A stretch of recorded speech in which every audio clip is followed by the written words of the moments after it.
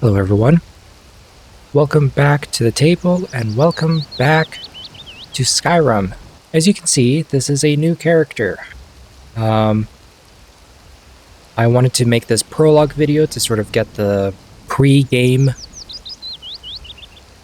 descriptions and possible mod delving and backstory of this new character out of the way before actually playing the series, so that I'm not spending time at the start of the series going through all of this and breaking up the immersion and things like that. Now, as you can see, you could probably tell that I'm no longer playing Gate to Sovngarde.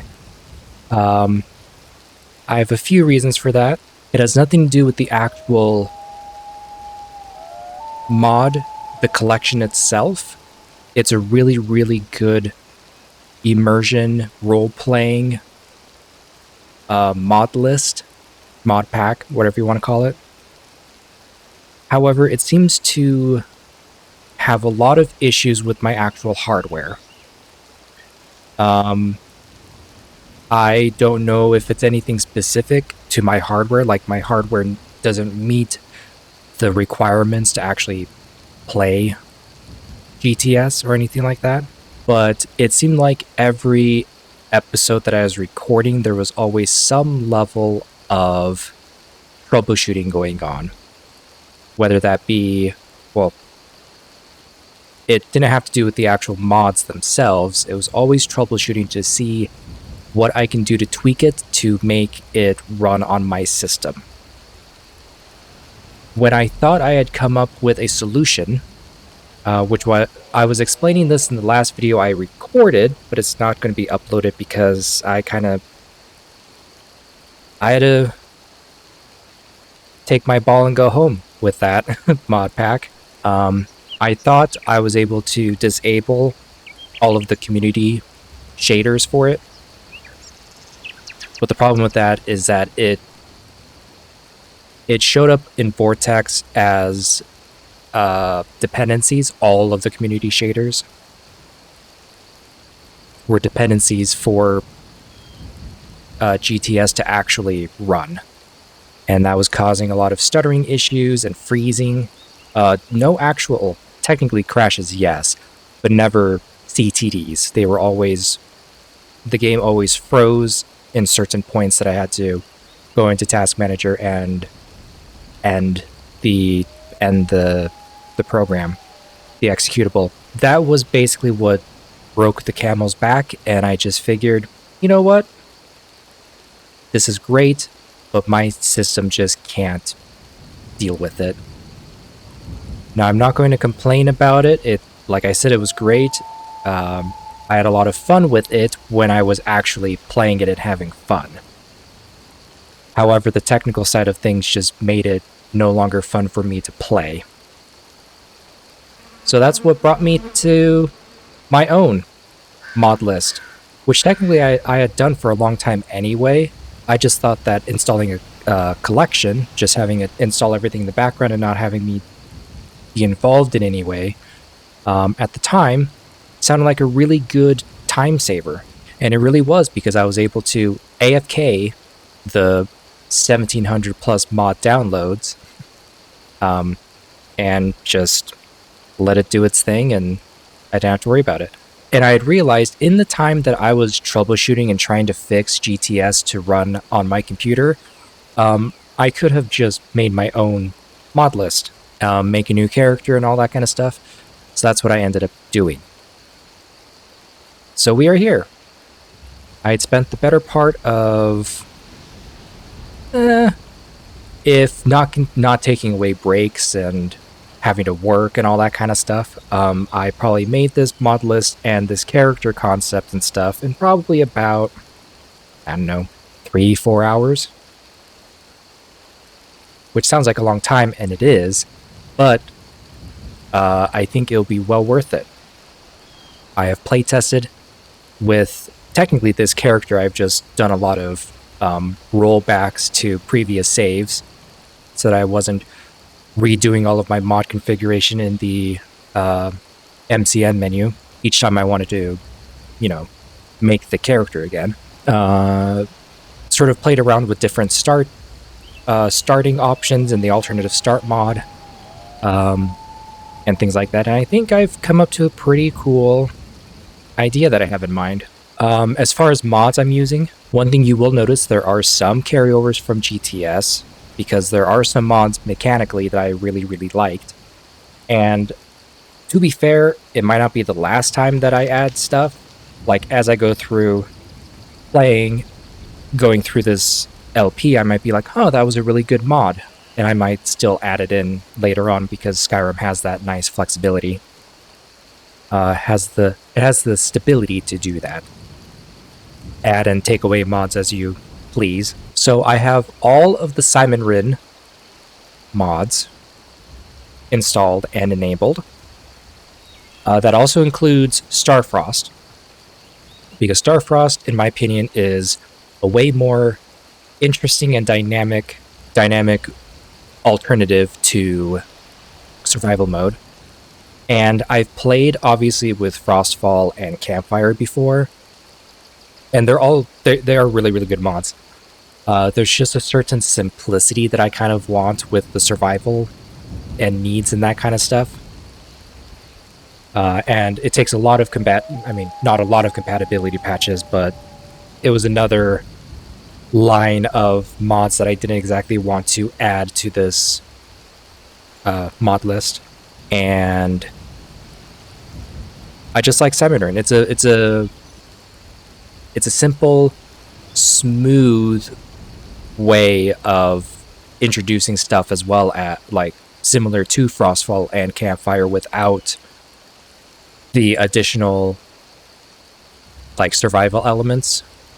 I was gonna say, yeah, it was more of like the Campfire perks and things like that. If I was playing more of like an Uthastir type of character, I would probably doing Frostfall and Campfire. However, I'm not playing that. I do want survival elements, but the actual nitty-gritty aspect of survival in Skyrim that can potentially be like that, I'm not doing at all with this playthrough, because it's not the focus. I have all of JK's mods installed. The only one that I got rid of and replaced I replaced JK's College of Winterhold for the Obscures, I forget the name, but their overhaul of the College of Winterhold, because I like the look of it more. It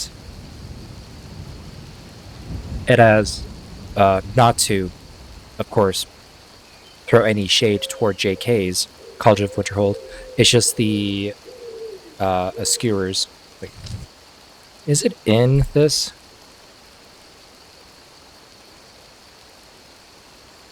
Oh, I thought it would have shown up. Just so I could get the damn name right. But anyway, they add more towers. They add different floors, I think. They add like an actual proper training basement to the main Hall of Elements, I think it's called. I just like the mod more. I have Spell Research installed, because we are playing a mage type, not pure mage. This will become clear as I go to the background. What else do I have that's of pertinence? Climate of Tamriel. I have a number of, as you probably just heard, that cooing sound. I do have sounds of Skyrim, just the wilderness, the wild and dungeons elements of it. We are getting hungry, apparently. I don't think there's a way I can actually disable that at the moment, but that's fine. This is all internal monologue. We'll just we'll use that as the excuse of time passing. I do have some things like wet and cold, other footprints, just those kinds of, not quality of life by any means, they're just fancy eye candy, basically to immerse myself in the game more, and hopefully you as you're watching. I do have, I forget the actual full name. Biggie traits. This is another mod that came over from GTS just because I really like the concept. Again, we'll go into the background of why I have that, because the traits that I picked definitely has made a... The traits allow you to make a fuller, more complete character. Technically, there are permanent traits, but there are also traits that you can essentially buy off, like get rid of, but at the cost of Dragon Souls. I'm not at all interested in that. I want to keep the traits as they are because I want them to be part of the character, just who he is as an actual person. And it does tie in with his background and his upbringing and stuff like that. What else? Customizable camera. Cardio.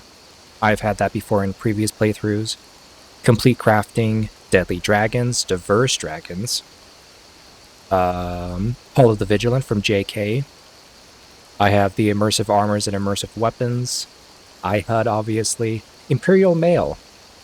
The reason I picked that is because I do have a mod that adds weight to gold for immersion reasons, and I just like the idea of gold weighing stuff instead of nothing. But Imperial Mail allows you to open a bank account and deposit money. So you can essentially go to any inn in the game, I believe. I think even in... Oh, I guess Solstheim isn't on the map, or isn't on this. So that's fine. Yeah. So you go to any of these inns or taverns, and you could pick up any mail that you want. Or not mail. Gold that you want. And technically I can still move, I just get severe exhaustion. Plus, if I want to, I could grab Lydia or some other kind of follower and give them gold, you know, things like that. Lanterns of Skyrim, a lock overhaul. I did it so that I was using magic, alteration only. They have their own open lock spell, which it doesn't cost any magicka, which is kind of the questionable method of it. But basically, depending on your alteration skill, determines how high of a lock you can actually open. Missives, which is another way to add or to get gold, as well as I have another mod for it that as time goes on, you can use missives. It's like basically a point system that you can use to go toward perks, and I think even my brain froze. I think it only goes toward perk points. I don't think it goes into anything else. I do have another mod. Oh, it's part of the Deadly Dragons, I think, that you can add dragon souls. Yeah, 5 souls per perk point, so I can do that conversion if I want to.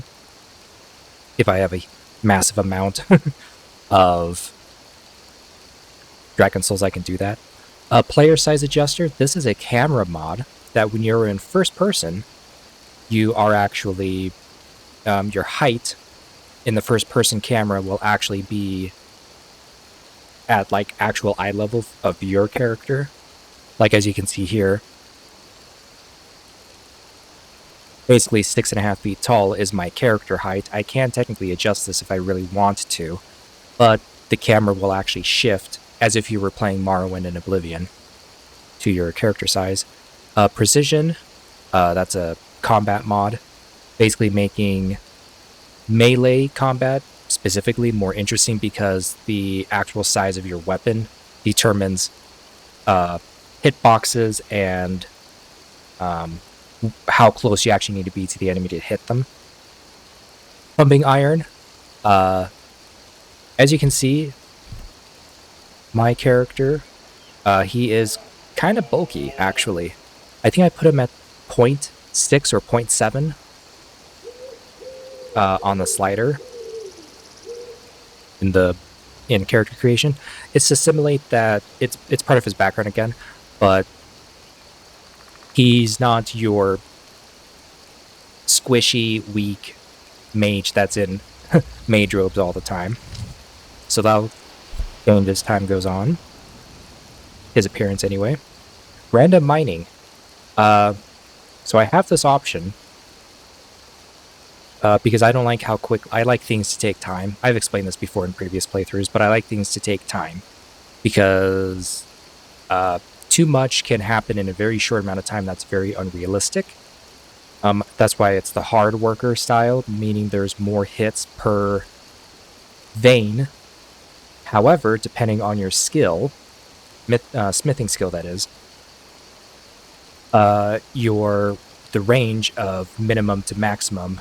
Like for example, range 5, you can get anywhere between 7 to 9 ore in a single strike. Also make less time actually, but that you have to have skill level 91 for that to happen. Instead of constantly being the same total of 9 hits for 3 ore, there's actually a chance to get more.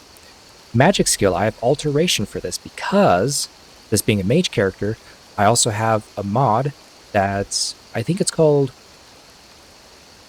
Mining for Mages, I think the mod is called. I chose alteration. You can choose other schools of magic that you want, but I chose alteration because that's the same school of magic as the transmutation spell. So I figured it was kind of in the same ballpark of spell type. But there's a spell, it has the lightning sound effect and same animation and stuff, but you're basically divining the ore from the vein. Also, as part of that, there's another mod, I think it's called liquefaction or something like that. Basically, it costs a lot of gold to get the book for it, but also a lot of magicka in the first place. But you can take that ore and also magically smelt it down into ingots, which is really, really cool. I haven't gotten that far, so I actually don't know how far that gets, if it pops with the same smelting menu so you can just smelt down anything, or if it's just the ore to vanilla values. I don't know any of that. Skyrim reputation.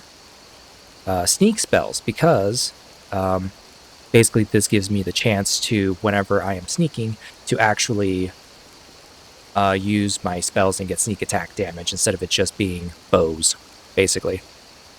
Spell research, as I said. Time passes, because again, I'm a fan of time passing. Timing is everything. I chose this because there are certain things that got, like, vampire attacks. For some reason, in Special Edition and Anniversary Edition, they got rid of vampire attacks that were happening in earlier versions of the game. So I enabled that. And just a few other tweaks that I liked more, quite frankly. Werewolf encounters. Thalmor Squad. I believe that's if you go beyond a certain point in the main quest. Speaking of main quest, Dragonborn DLC. The minimum level it'll happen is 25. However, the timing is unknown. You can adjust where in the main quest the Dragonborn DLC starts, and I decided to do timing unknown because I want to be surprised, to be honest. Trade and barter. I did originally go with immersive speechcraft and bartering, I think that's what it's called, but it became a bit too grindy. And again, since this character isn't focused on the whole nitty-gritty survival elements of what Skyrim could be, I'm still doing a similar thing, just not as harsh. Actually, that being said, I'll put it at difficult.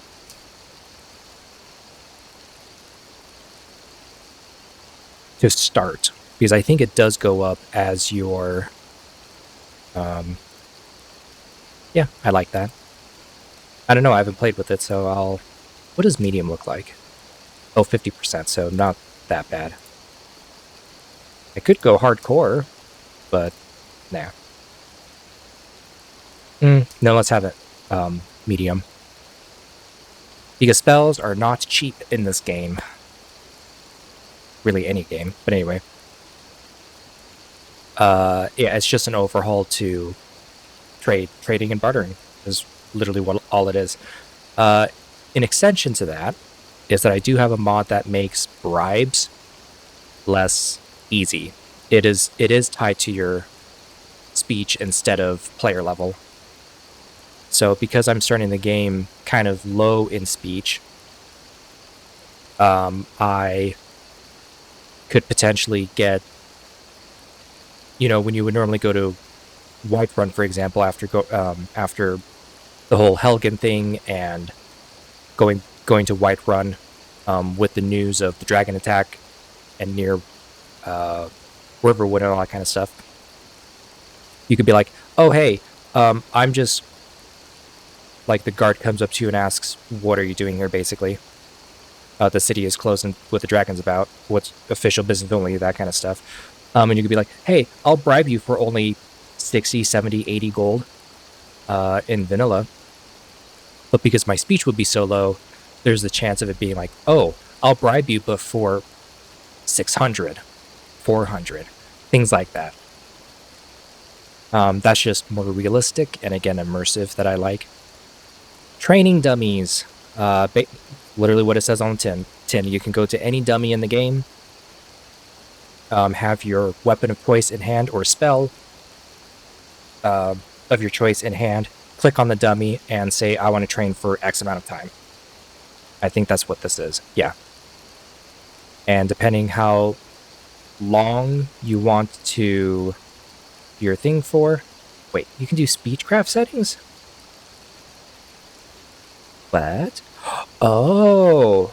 For Shrines of Dibella and Zenithar. Interesting. The Zenithar makes more sense than Dibella, but... Although I guess in vanilla, the blessing from Dibella is speech, I believe. Yeah, anyway. I do have another mod, Train and Study. I'm surprised it's actually not on this list. It does the same thing for dummies, but...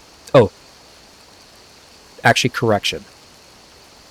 Going up to the dummy and saying I want to target for X amount of time, that is training and study. The reason I chose that one as well is because of the spell elements of it. Training dummies is literally you attacking the dummy, like, in real time, instead of having you do it for letting time pass and doing it for you. True HUD, because I like that mod. It adds a lot more... Not so much in your face, but it does give you more information for you to actually look at when you are, looking at ingredients, for example, and immediately looking at their properties before you pick it up and things like that. Wet and Cold, like I said, again, that's just an immersive visual element of the immersion. Winter Mist Enchants. There's another one called Summer Mist Enchantments, I think. I just like the unique and interesting enchantments that Winter Mist has as opposed to the summer one. That's the reason I have it. It just gives you more enchanting variety. Oh yeah, this Jobs overhaul. Again, another one plucked from GTS, where as long as you have the right tool, you can go to someone and basically like, hey, do you need help? And they'll say yes or no, depending if they arbitrarily have a job available or not. And you spend X amount of time doing it, and you get gold for it. That's all it is. And there are a whole bunch of other mods. Honestly, can't think of all of them. There are a number of Thalmor-related ones that change the way the Thalmor look in the game, as well as their presence. I do have a mod called Thalmorized Skyrim, which basically adds more Thalmor agents and Thalmor outposts and things like that throughout Skyrim. Basically to show that the Thalmor actually do have a pretty strong presence in Skyrim instead of just the headquarters that they have and then the occasional patrol you get. Yeah, that's, again, tied to his backstory. I wouldn't have bothered otherwise. Trying to think if there's anything else mod-wise that's pertinent. No, I think that's it. So, I guess back or to the background of this wonderful gentleman. This Myr goes by the name of Uurkar. He was born and raised in the Somerset Isle, in the city of Cloudrest. I did some serious, like, D&D session prep level background. I mean, not really, but I even have dates and shit like that in this right now.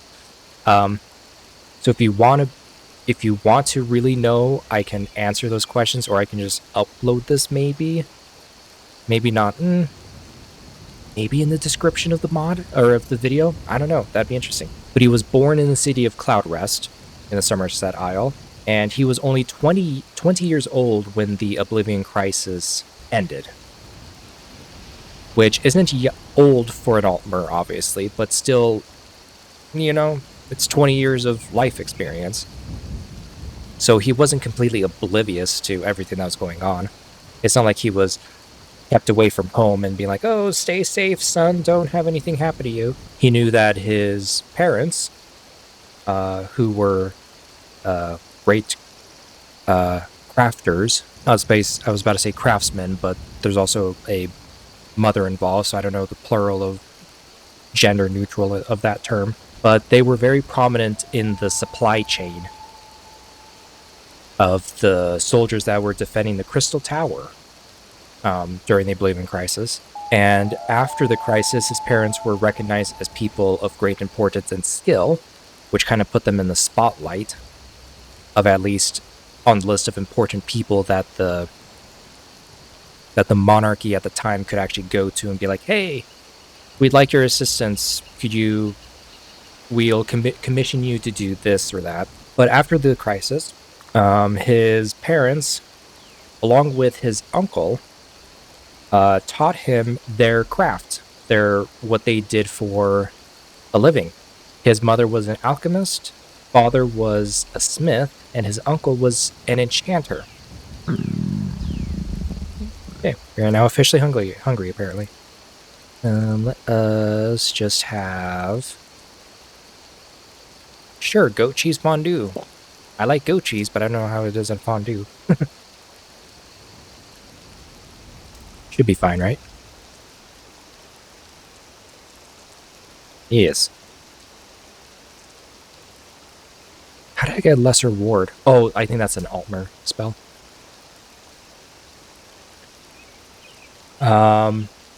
And Uurkar had been doing all of this training and studying and apprenticeship under his uncle, is who he was the apprentice for, but he was doing his studies with his parents as well for quite a number of years, in fact.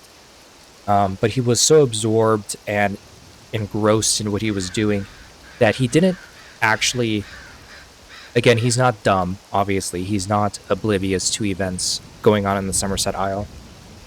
But he wasn't 100% aware what was going on just because it was slow and gradual.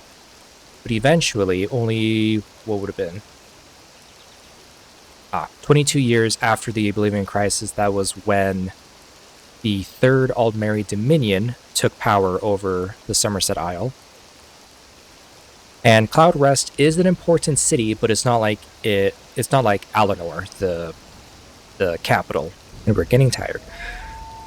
Very good. Because of the previous accomplishments of his parents, specifically, the Dominion, from time to time, had come up to Uurkar's home and requested his parents assistance in a upcoming conflict. So this is I'm going through not a lot of events actually happen in his life because his life was literally study and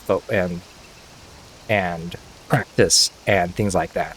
As you do as an elf, you have so much time, you can just go about your day and only focusing on your studies, and it takes centuries. But as conflict seemed to be building up between the Dominion and the Empire, leading up to the Great War, this is when the Dominion, knocked on the door and be like, hey, are you interested, or could you assist us?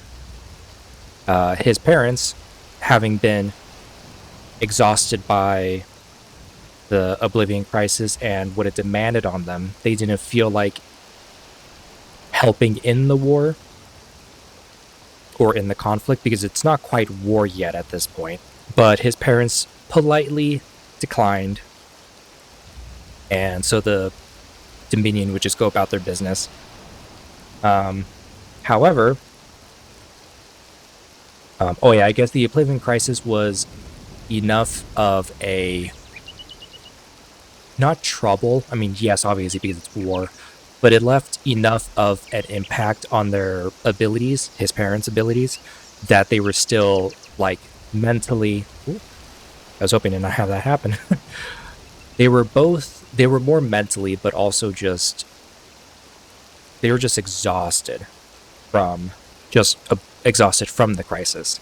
But as the year 4E172 approached, so basically sometime in the first year of the Great War against the Empire, the Dominion's requests started becoming demands.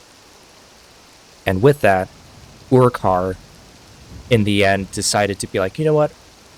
I'm not as skilled as I could be, I'm not as ready as I could be, but I will volunteer so my parents can stay home and live the rest of their twilight years in peace, basically, away from war. They agreed to this, and he was immediately, without much preparation really, to the front lines of the Great War. He was mostly used at the start for his alchemical, smithing, and enchanting expertise, or knowledge rather, not quite the expert yet that he could be. But he's still pretty good at it. In the last number of years, though, the last couple of years anyway, he was actually properly sent to the front line because they needed more battle mages more than anything else, especially when it came to the actual siege of the Imperial City. Now, it was at this point where he, from the horrors of war, this was the time when he definitely had his breaking point and realized just the damage and harm he had done and caused, even just from his crafting of the poisons that were being used on the enemy, the great, weapons and armor of the Aldmeri Dominion that were being used to fuel the armies of the Dominion, and also just the destructive magic that he himself had deployed, as well as the enchanted items that he had crafted and imbued with the souls of things and not people, just occurred to me, but the souls of things to wreak havoc and great destruction. The weight of that started to fall on him quite rapidly, actually. It was a very quick decline into just horror, basically. With that, though, while the Dominion was celebrating after their technical victory, but after their own defeat at the White Gold Tower, it's a bit strange. Basically, the Empire won, but it was because they surrendered. They won the battle, but they lost the war, in that sense. They successfully took back the Imperial City, but they signed the White Gold Concordat, basically saying, yes, Dominion, we we surrender to your terms, but ooh, this war is done, basically. Okay, now retire. After that, yeah, Uurkar was not at all happy about the events. Sure, he was glad the war ended, but not in the same way his fellow Dominion soldiers and officers were. However, being somewhat afraid of the Dominion, he didn't want to exactly step down and say, I can't do this for you anymore. He was still enlisted, technically. After some time, he was deployed and sent to Skyrim. He was assigned to the Falkreath Hold, and that was where he was basically stationed and policing any kind of Talos worship, basically. And it didn't take long for him to get to the point where he was like, you know what? I'm actually done. So he did what any soldier would do in that situation, kind of. He took the deserter route. He fled. He ran. He chose a good window and opportunity to pack up what he could. He left his armor. He left his weapon. He left everything. And ran north because he knew that Whiterun was a neutral hold in the whole conflict that is currently now happening because of the ban of Talo worship. The Nords of Skyrim don't like that shit. Enough to make a civil war about it anyway. And he has now been in Riverwood, basically, going about his business, and ignore what the journal says. He's not drinking his life away. It's nothing like that. He is, quite frankly, just hiding, staying low from the eyes of the Dominion. Which luckily Riverwood is not, I mean, sure, it's a pit stop, but he's able to hide well enough. He knows places around the mountains and things like that where you can just hunker down and hide if he knows that a Thalmor patrol is coming through.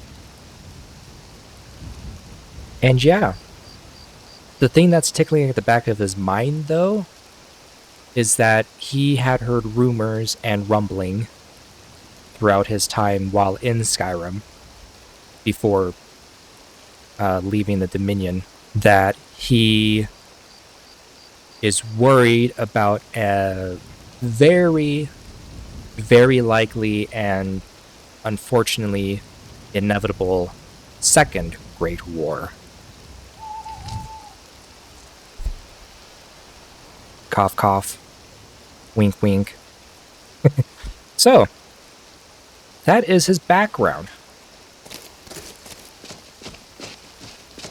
Now, if you are interested in this character concept, I sure am, or I wouldn't be playing it. I hope you feel like you want to tag along for this journey, because honestly, I still don't know how I'm going to go through it, because I want it to be as organic as possible. I have a rough idea of, you know, what I want to do, but it's not to the point of actually, you know, being like, I'm going to get there as quickly as I can, because that's not organic. Yeah. We'll just see how it goes. If you have any questions for me, or if you have any other lore... Let me know if you need anything. Or take This is an ode to Skyrim's staunch. That's why I didn't want to do the intro in here. Too much talking. Anyway. If you have any lore tidbits or lore questions about Uurkar, I haven't thought about everything, of course, because it's only a character. You know, it's not... I can't think of every single thing that he's done ever. But that's definitely the broad strokes. And... yeah. That will end it. You are going to brew a new batch of ale, right? Like we talked about. That will end it for this little session. sitting in that barrel. before everyone starts frickin' doing their thing. Just for now. Over a month. Um, And you'll take Yeah. care of it?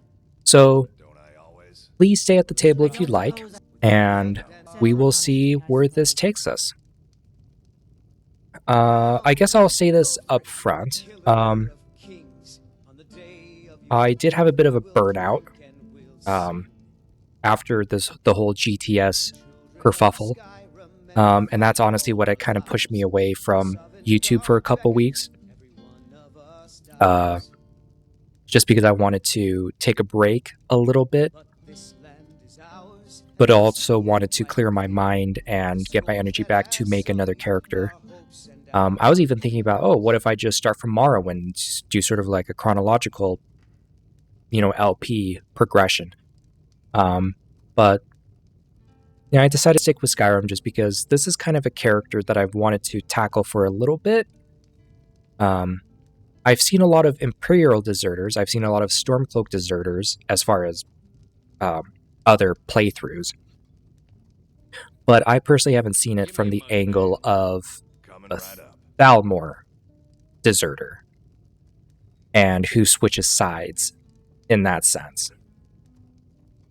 And I've never played with the Second Great War mod, but it has a lot of promise for this type of reason of doing the things that I'm doing for this character, and I'm actually really excited. Of course, if you liked this and you want to continue watching, I'll actually have a video for you right after this one, because I don't want to have the prologue and then no actual gameplay until next week. This is going to be a double feature, and I hope that tickles your fancy. If you could, please share, comment, like, and subscribe. And hope you have a good day, and we'll see you next time at the table. Bye-bye.